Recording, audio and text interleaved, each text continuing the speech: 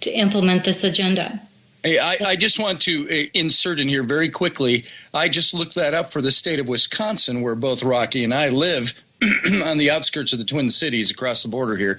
It just opens up by saying the Wisconsin Department of Public Instruction, DPI, endorses and promotes universally designed, evidence-based, and developmentally appropriate curriculum and assessment practices as the foundation for response to intervention, RTI, implementation in early childhood settings. And that goes on to a lot of other detailed information. You know, this kind of sounds like, it kind of sounds like that our youth, and I don't want to use, maybe it is a type of brainwashing, but our children, without the parental permission, are being sculpted into something that a government wants. That's kind of the impression I'm feeling here. Is that correct or no? Okay, this is called the whole child theory. Okay. Yep. People need to understand. You can also Google whole child theory. It's Maslow's higher order of thinking, where you have cognitive, affective, psychomotor. That is, your belief system is directly related to your feelings and attitudes, is directly related to behavior. Sure. If you're going to control behavior, how children act or perform, and you'll find all of the buzzwords, what your children will know and can do. Okay, it's everywhere. Okay, if you're going to control what your children do, which is behavior, you have to create a conflict in what they believe and what they feel. Mm-hmm. So what is happening is these techniques create an artificial stress on your children. They are being forced to change to a specific behavior. This is actually pretty dangerous. I could relate this to the high incidence of suicide, child suicide, depression, acting out.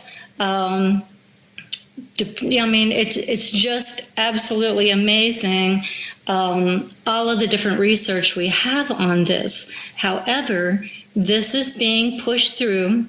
There are certain activities that have been out there that show how it's being done, but you have to understand that the way that they're testing attitudes has become very scientific and not so scientific. For instance, there is a phone app out there, and you can also Google this. It's called the BOSS, B-O-S-S phone app. And this was done by the Pearson, the UK testing development industry. But the BOSS app is behavior of students in schools. That's what it's called. So what this BOSS app does is really interesting. So a teacher has this app on their phone, and they monitor what the kids do, their behavior in the classroom.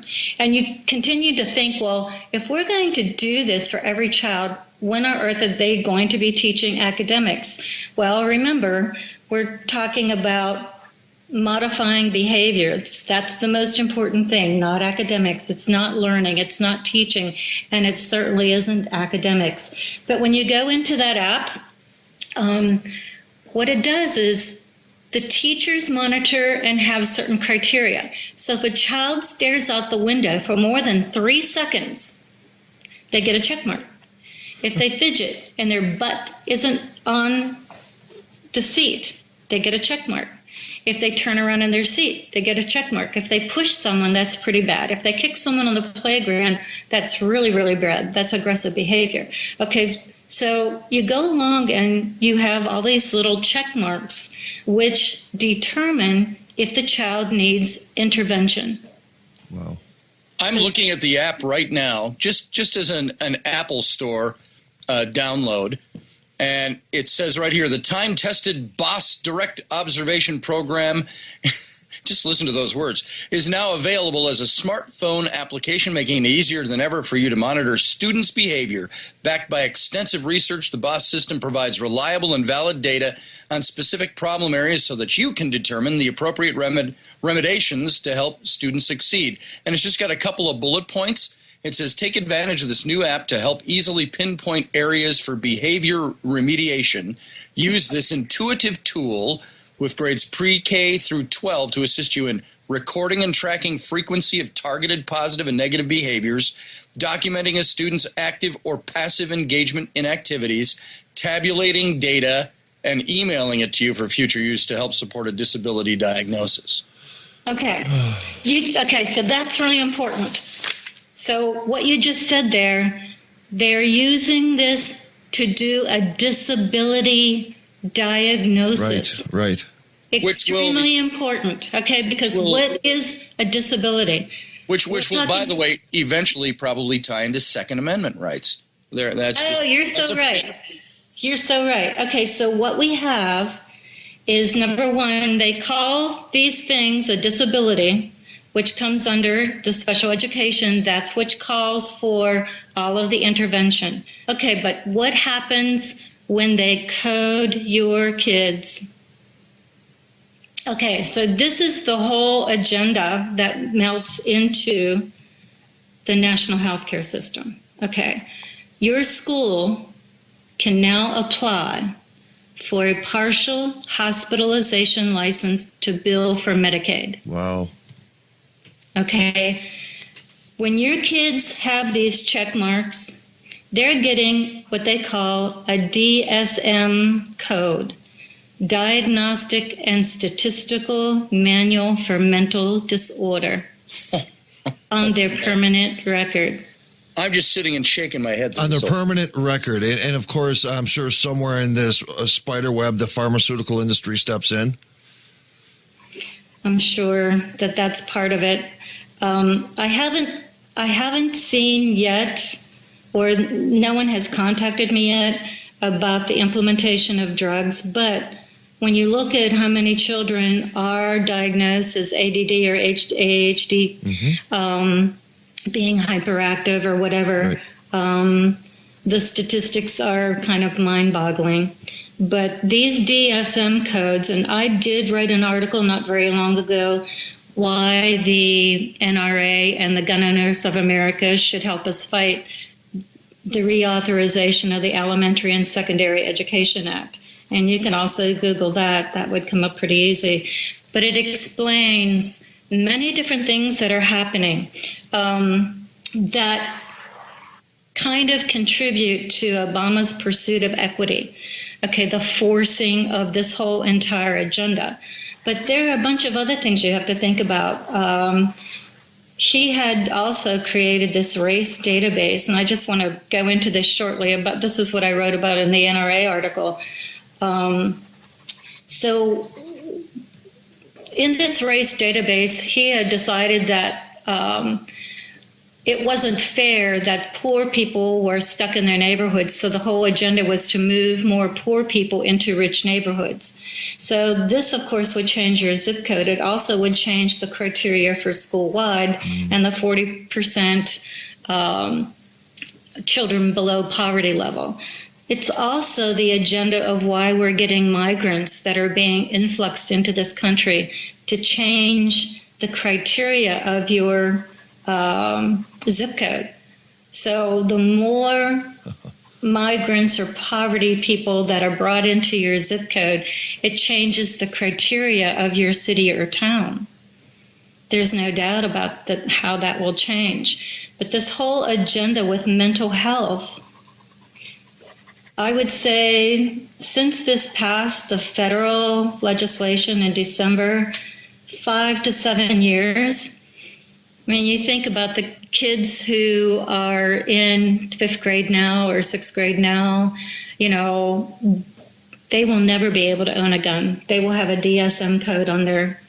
This is a way to eliminate the Second Amendment eventually, and it's going to be done through education. Scotty, if your stomach is not twisting as bad as my stomach, this is beyond overwhelming information, and I'm so grateful that Anita Hoge is on the program today. And the articles that she's referring to, folks, I am going to share every article that she shared with me. I'm going to put it on our website, and I'm also going to put it on our podcast page. So I urge and plead to everybody, read these articles, look into what's happening, open your eyes, folks, because some really weird things are happening in our world today. But sit tight. We're just going to take a very, very quick break, and then we're going to come back on, and we're going to try to digest more of this information, I guess is the right terminology. So, folks, don't go nowhere. Stand by. If Obama's plan is to create equity, equity in education, equity in wealth, equity in everything that he wants to do, everything he wants to talk about. How will he get control of the private Christian religious schools? And that agenda is called federal choice.